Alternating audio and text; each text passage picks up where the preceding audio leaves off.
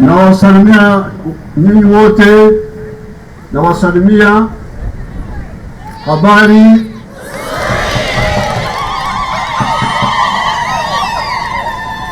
Tumekuja kuongea juu ya kufukuza umaskini.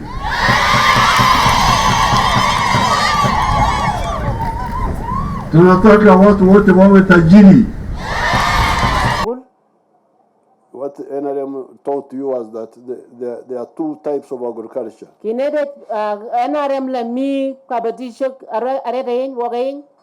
There is extensive agriculture. Mi kabatisho nyo chang. Yabarai. These are products which don't have high income per acre. Chodale mo bondagariche jang ameke takenge. But if you do them on a big scale, but lebarai, you would get good money. And we need extensive agriculture because the products from there are needed in the other sectors. Like although I say maize is not good for the smaller people, but much of the animal feeds are from maize.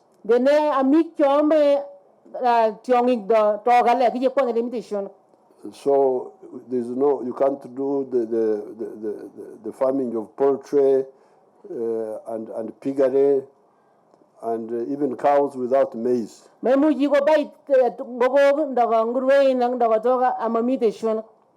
maize should be done by the one with big land. So that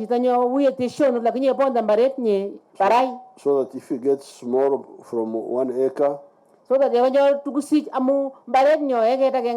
because he has cultivated 100 acres, 1,000 acres, he will get good money. 1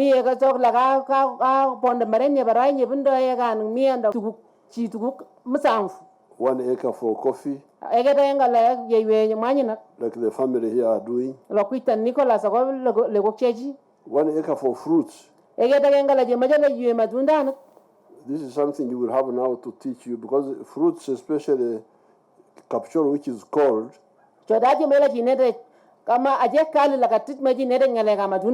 can do very high value crops like apples. Like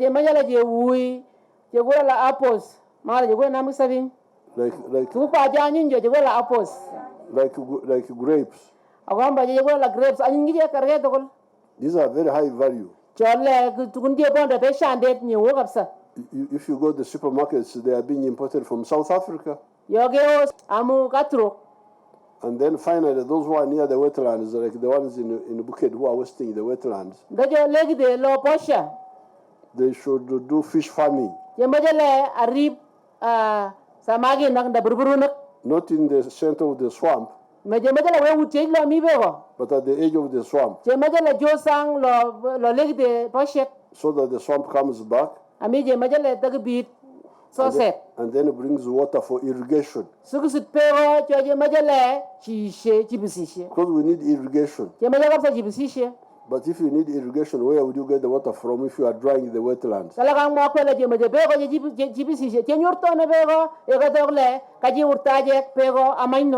So I'm glad that farmers are really waking up. You can see here and there they are coming up.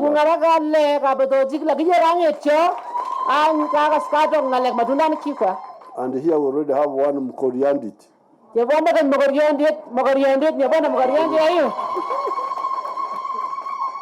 And there are others. Wherever I go, I see some people working.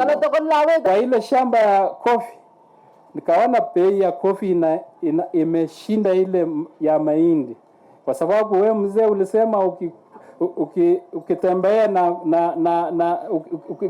ukilima mahindi ni kama mtu anatembea na mguu moja, na ile mguu ikikatika, sasa wewe unakwisha. Sasa hii kahawa imenipea nafuu sana. Nikapata pesa, watoto wakaenda shule bila shida. Sasa nikapanua shamba. Shamba ilikuwa eka 2 nilipata kwa baba. Sasa nikapanua shamba ikakuwa eka 4. Halafu pia ile wewe ukazidi, nikasoma kwa TV, nikasoma kwa magazeti, mzee anasema ingia kwa ile 4 acre model. Sasa mimi nikajiingiza ile kwa 4 acre model. Ukiona hapo chini iko mboga, hapo kuna matunda, hapa kuna ndizi, ng'ombe iko hapa inatoa samati, inakuwa mbolea, na kuna onions huko nyuma. Sasa pesa, mimi nikapata pesa kwa biashara yangu yote ya shamba hii. Saa hizi niko na miti ya kahawa 1200. Nikipata pesa nikiuza saa hizi kwa store, iko store huko, iko ile dry parchment nimepal kahawa imekuwa tayari, iko kilo 600. Lakini yangu kwa sababu nimeingiza hii annual perennial crops, mimi nakomboa shamba kwa wale wa ndugu zangu wako nje. Nimelima mahindi mwaka huu. Mahindi ndio hiyo imejaa kwa store. Hiyo mahindi inaweza fika kukongoa, itafika kunia kwa chini sana, kunia 100. Hiyo ni kilo 10,000. Ukiuza kwa bei ya reja hapa mlango kwa gate ya kwangu kwa 1,000 nitapata milioni 10. Ile ng'ombe uliona ulitazama huko ndani. Nilipata pia usaidizi kutoka serikali ya NRM. Nilipewa kutokea program ya Operation Wellness Creation. Wakanipea ng'ombe. Na ile ng'ombe ikaongeza na ile ya nyumbani. Saa hizi tunapata maziwa. Kila siku tunapata maziwa kwa sababu ng'ombe saa hizi iko na mimba, maziwa inarudi chini. Lakini saa hizi tunapata maziwa lita 18. Kwa bei yetu ya hapa nyumbani lita moja ni 1,800. Nasikia kwenyu bei ya maziwa iko mbovu sana. Sasa mimi naomba wewe pea mimi ng'ombe nyingine ndio mimi nauza nifuke. Nilipata bahati sana, nilitembea kwa shamba yako huko Kaumu Luero. Nikaona kazi umefanya huko, nikajinyenyekea sana. Kwa sababu nilisikia wakati ulikuwa naambia wakulima huko atumnanyunyisia kahawa maji na water bottles, watu wakakuchekea ati unafanya kazi bure. Lakini nilipata historia yako, ile kahawa niliona mimi mwenyewe, ile kahawa iko mzuri sana. Ndio sasa mimi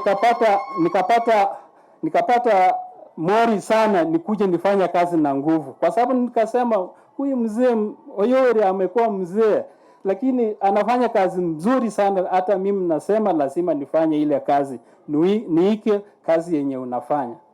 Na sasa mimi nasema kwa biashara yangu ya ukulima kwa hii 4 acre model saa hizi, niko na kahawa, niko na ng'ombe, niko na vitunguu, niko na mahindi, mmeona, niko na mboga, niko na maragwe na ndizi. Yote ukijumlisha, ukiweka kwa jumla napata 42 million. Na ukitoa cost unapata around 30 million net. I want to start by appreciating you for the tarmac road and government programs that you have been offering to us as your citizens, the citizens of this country.